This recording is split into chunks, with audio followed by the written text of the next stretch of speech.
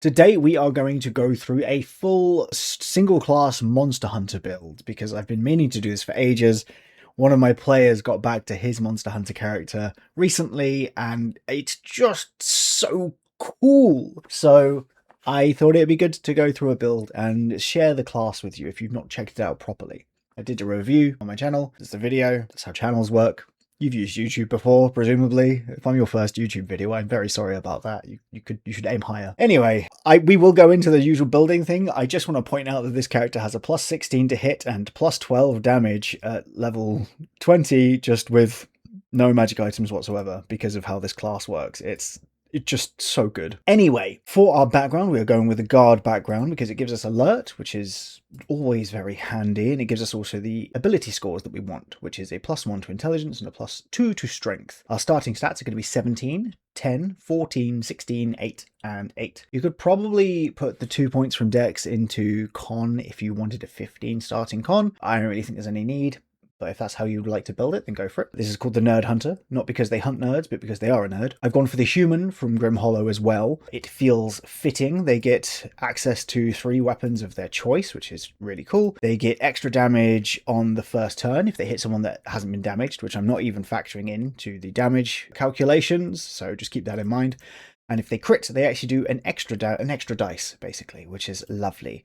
It's good stuff. They also can't get lost. They're good at surviving. You can also double your proficiency bonus for skills a few times per long rest as well. Obviously, for our class, we're going for the Monster Hunter. It's entirely up to you which traits you want, but I recommend going with strength and intelligence-based ones, as that is how this class works. Also, at level 1, you get your monster, which lets you choose. It basically makes you very good at hunting specific monsters, and it gives you a bunch of bonuses against them, including better chances of succeeding on intelligence checks, and later on a higher chance of avoiding things that they do as well, among other cool stuff. You also get 2 weapon masteries. We are going for a thrown weapon build here because I've been meaning to do another one. I just like them. They bring joy to my soul, and with this class being very good at building up quite an impressive modifier, hitting more is good, and this is a great way to do it. To that end as well, we're going with a hand axe, which gives us Vex, and light hammer, which gives us Nick, both of which can be thrown. At level 1, because we get our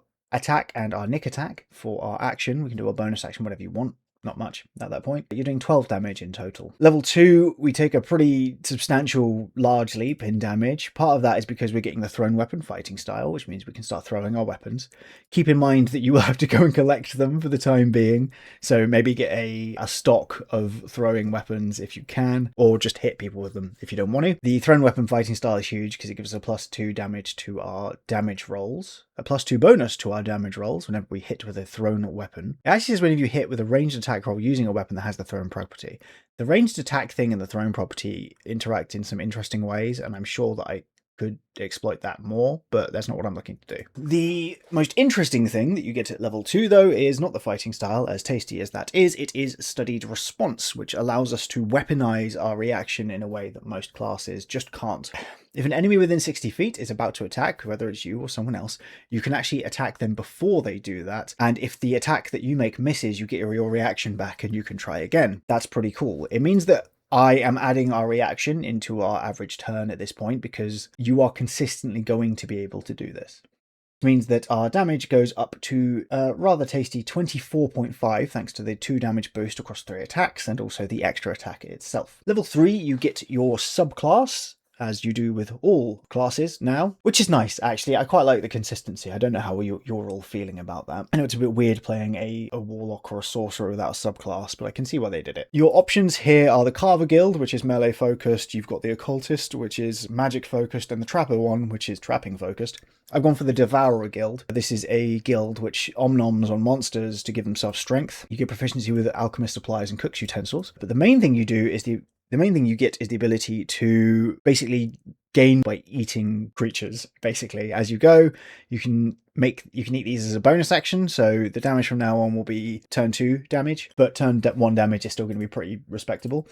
There are a bunch of these, as you can see. I'm not going to go through all of them, but things like Acid Blood allow you to deal damage to creatures automatically if someone hits you. If you eat an aberration ooze or plant, you can get awareness if you eat anything. So you get to choose from different ones depending on the creature you're going for, and then also choose different ones depending on what you want. It's just a very fun way of doing things. The one that I am going to assume that you can get pretty consistently, and I will be assuming this for the damage going forwards, because you get 3 creature types with this. You can do it from constructs or giants, but you can also get it from beasts.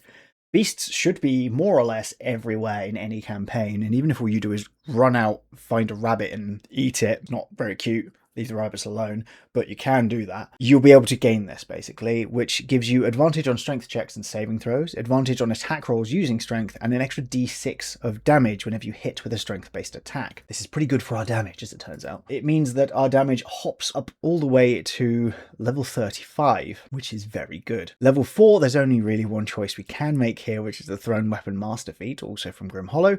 This lets us boost our strength or dexterity by 1, so we're obviously going to boost our strength to 18 at this point. And if we make an attack action using a simple weapon that has the thrown property with our main attack action, you can make a bonus action.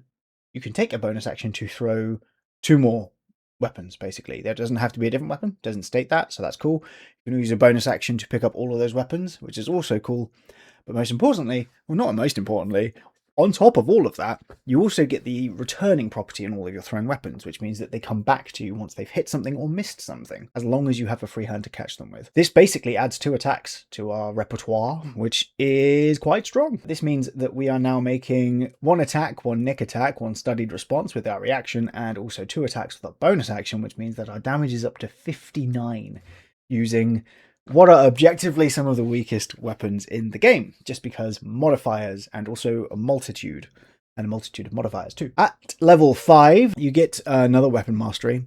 It's not relevant for this build, but you do get one. Most importantly, you get Expert Strike. You will note that this is a martial that does not get extra attack at level 11, and it doesn't really need it. It does get it Mushroom. Unlike a lot of martials, this class does get extra attack, but not until level 11. Instead, you get Expert Strike. Expert Strike allows you to add the intelligence modifier to both the attack and damage rolls of both your weapons and on your unarmed strikes. This is why our chance to hit is so high later on, because we're going to max both of those out through the course of the build. And it means that just from that little change, our damage goes up to 74 per round average. At level 6, we get improved monster. You get to add another creature type to your monster grimoire, and also any attacks you make against those creatures can crit on a 19 or 20, which is nice. Doesn't do anything for our damage though. Level 7 gives us synchronized response. It basically means that when you eat a portion of a monster, you get an extra d6 on your reaction damage, which is a 3.5 boost, which is not nothing. Level 8, this is where if you are playing the character, you might want to do different things, but because I'm building purely for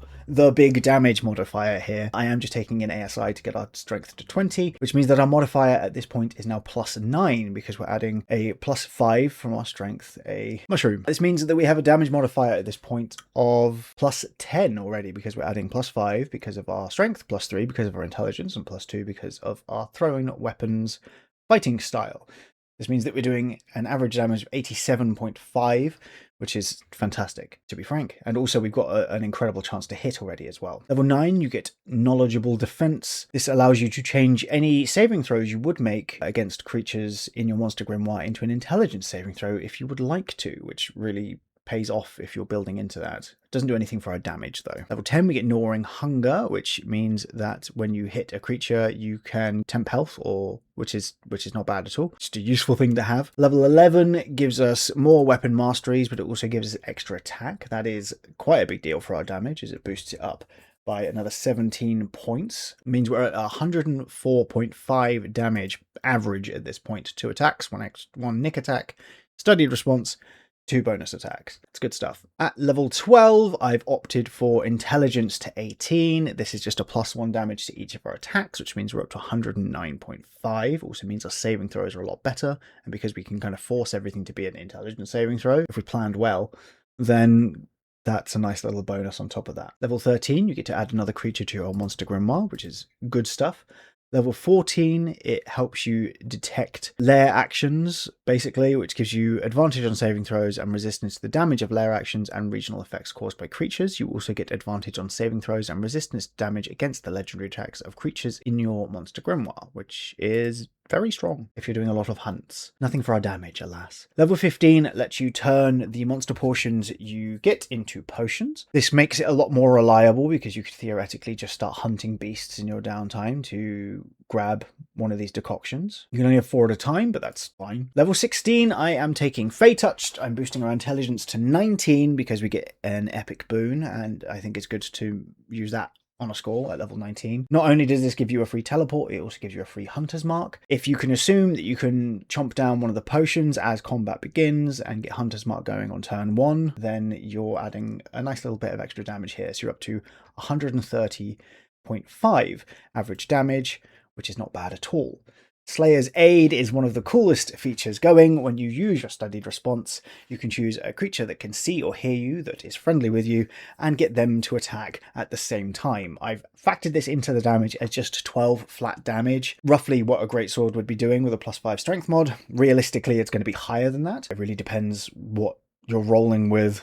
But it does have to be a weapon or unarmed strike, so no magic here. Although technically, True Strike is an attack with a weapon. That's a whole grey area, right? It is a cantrip, but it also does state that you make an attack with a weapon, so can you use any reaction? I don't know. It means our damage is up to 142.5 anyway. It's a nice little boost. Level 18 is an acquired taste. You just really like eating these potions, and you can eat another one, basically. You also get advantage on attack rolls made as part of your reaction when you do so. Level 19, we have an epic boon. It's not implemented correctly here, which is why it looks like it's here twice. It's not really here twice, just something about the third-party stuff that always trips up D&D Beyond. But it means that we can boost our intelligence to 20, and you can get one of many cool effects. The boost is always useful as it pops up our damage by another 5, which means we're at 148.5 at this point. It's 149.5. Good stuff. And then at level 20, our damage does not change, but our crit range expands again to being 18 through 20. We're going to have advantage on most of our attack rolls, assuming we can keep eating some beasts, which means you've got a really high chance to crit, which is amazing. And our damage sticks at what is effectively 150 damage per turn average. And again, you've got a pretty high chance to crit here, making so many attacks and having advantage on all of them as well, as long with the boosted attack range. In fact, you have nearly a 30% chance to crit on every single hit, which is a lot. I think this build is incredibly strong. I don't think this is an example of third-party stuff being too good. I think it's just easy to build into and satisfying to do as well. I love a good modifier. I really do. It brings me joy. You give me the archery fighting style and I'm just a happy man, you know. Braces of archery, all that stuff. Love it. I do think there are arguments for very different ways of building this. If you wanted to go elven accuracy, do focused critical to get that crit chance down to 17, to get that crit range down to 17, then that's good. But you'd have to build out of strength and into dex instead because you can't take strength with elven accuracy. There's also an argument for plonking in a couple of levels of barbarian as well. Reckless attack is a great way to get advantage. Focus critical works really well with that. And you get to add 2 points onto every single attack as well, which means that you're not really missing out as much from not getting the epic boon or the grave strike. There's a lot of cool ways to mess around with it, and I'm here for all of them ultimately, but I'm happy with the build as it is, and I hope you enjoyed the build as it is. That is it for me today. I hope that you enjoyed the silly maths that I have started doing. I'm going to run through a few more straight class builds, I think. Possibly Ranger next week. I have been sitting on one. Swift Quiver exists. Did you know this? The 5th level Ranger spell. Very good. Lets you make 2 attacks as a bonus action.